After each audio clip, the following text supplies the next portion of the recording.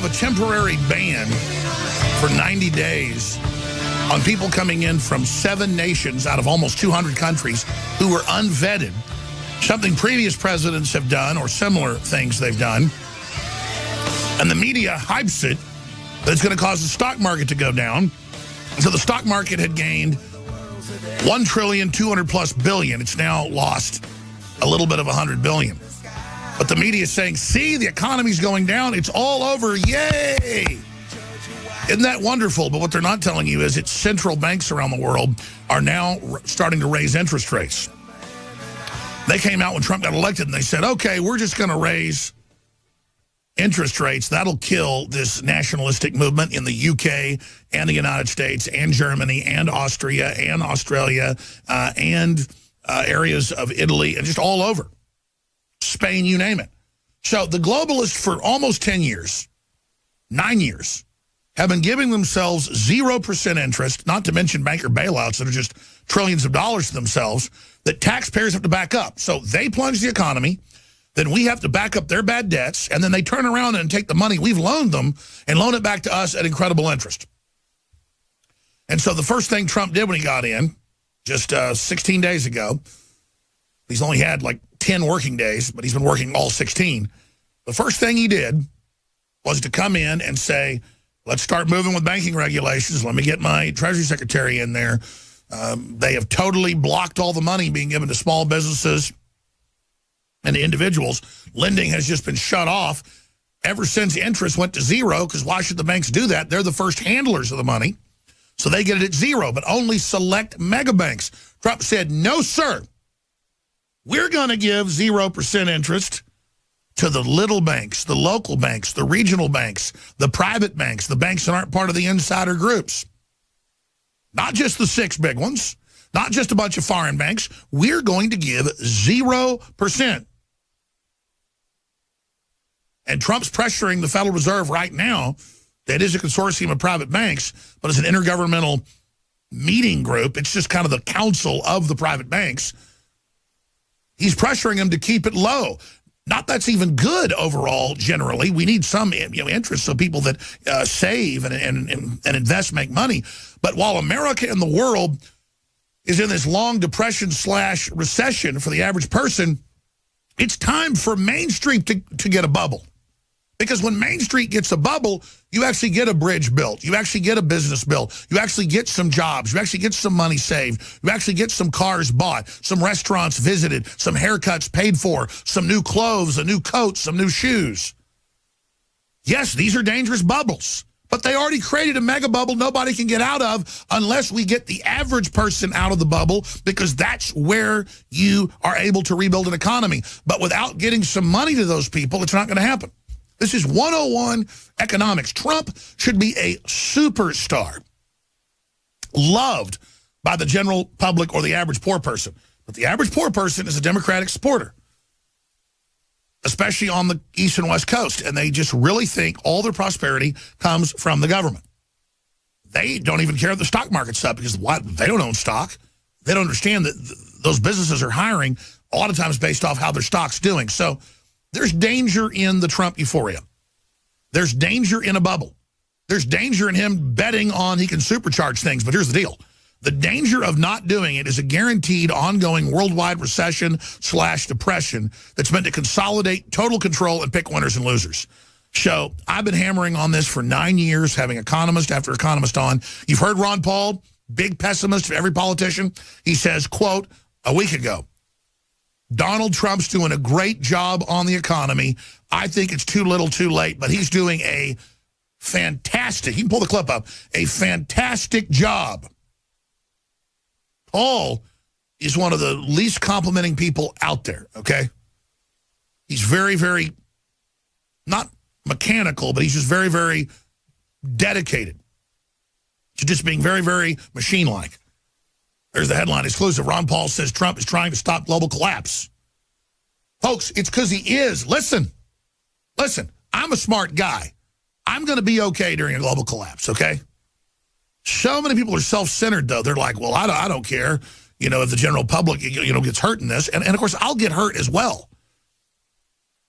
But what's really going to hurt me is seeing my fellow Americans and others really going bankrupt, being on the street, or living 10 people to a small house and not getting enough food. And I've seen this played out, this globalist program, over and over again in other countries. They have an admitted blueprint. In 2002, Joseph Stiglitz, who'd won the Nobel Prize twice,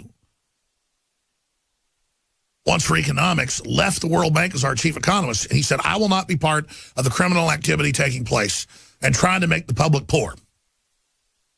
Magically, thousands of pages got leaked right after he quit. He says it isn't him. He's been on the show 7 or 8 times. He says it's not him. But regardless, somebody leaked it. And you got to go read them. Greg Palast got the documents, published it to the BBC's credit back then. The BBC's almost completely worthless now. They did some good even back then. 2002, and it was the plan of the IMF and World Bank, again, international meeting houses of mega banks. They're just the front groups, governmental name. It's the International Federal Reserve, basically, deciding to implode now the first world and make us debt slaves, kill the engines of production, the engines of liberty, the engines of upward mobility, and have a giant consolidation for political control. And even the liberal, Stiglitz, he's a big liberal. I disagree with him on lots of issues. He still had a soul and cared about poor people and working people, the middle class. I mean, we don't want just a bunch of billionaires and trillionaire globalists that then rule on like mountaintops that are all high tech and have electricity. And we're down here like it's Ceausescu's Romania or Venezuela and don't have electricity most of the time and have kids starving in the streets. But that's the management tool of the globalist. That's what we're headed into. Meanwhile, Donald Trump, and by the way, a major federal judge at the same level as the other judge came out in a ruling, and Trump pointed this out in his weekly address yesterday, and ruled for Trump. And said, absolutely, the president has the right to block certain countries, certainly for short periods of time, and Congress has the right to pass laws, and there are laws on the books, and gave this big ruling.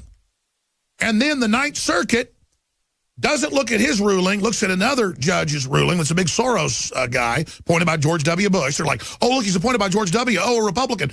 The Republicans are our biggest problem. I mean, use your heads, ladies and gentlemen. And says, oh, no proof was given in the White House filing to us because the circuit judge that they picked, other circuit judges, not just one, ruled for Trump. The circuit judge they then cherry-picked, gives his briefing. Trump puts his in, and they go, oh, not enough information, when they already had, and under law are supposed to look at other comparable rulings by the same level of judges that was already on record. And Trump's brief mentioned that, but they just ignored it. And said the president doesn't have the power to control who comes to the border. Obama opened the borders up completely and let all those people come in out of Latin America and places with TB and syphilis and everything else you can imagine. The plague has been coming in, leprosy. This has been adopted as of 2017 by the Department of Defense. All 4 branches of the military, Combat One. And guess who in the spring of 2017 has the exclusive right to sell this to everybody else but the military? Infowars.com. I want to commend Q and Patrick and the rest of our team. I want to commend Combat One for getting the big Pentagon deal. And I want to thank them for supporting us because they know we support America. We are the exclusive source of Combat One skin and muscle optimization, field foam, field spray, skin and muscle optimization, and broad spectrum hygiene tactical bath. Contains 8 pre-moistened cloths.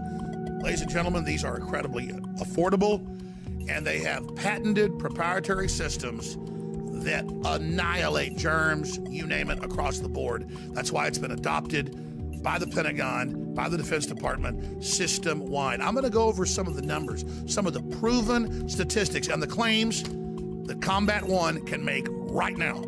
Never before has the public been able to access this new Combat One military-grade hygiene technology used by special operations to maintain hygiene during survival situations. Studied for safety and effectiveness by St. John's Medical Research Institute, St. Jude's, and the American Journal of Infection Control.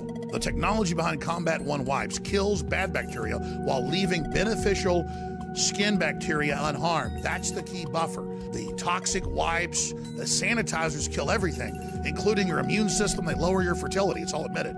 Combat One is able to do this naturally by only targeting the bad stuff. And again, it's all patented. It's super secret. 12 years, Special Forces testing it. This is something every info warrior needs to order, needs to have in their home, needs to use in their daily lives, whether it's cleaning your guns or your own skin or when you're out camping. This is the game changer. The entire family of Combat One is available exclusively at InfoWarsStore.com. Just coming back from the river where I was using one of our water filtration straws, a certain device we sell here at InfoWarsStore.com, and I had smacked my knuckle pretty hard the other day with my knife after cleaning one of the animals. So I'm going to use some Combat One foam, show you guys that we actually use it, how well it works. This wound's been open for about 5 days now.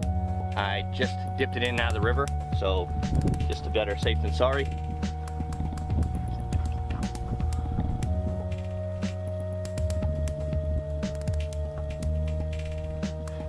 Once I let that soak in, I'll wrap it up, field dress, and nice and clean again.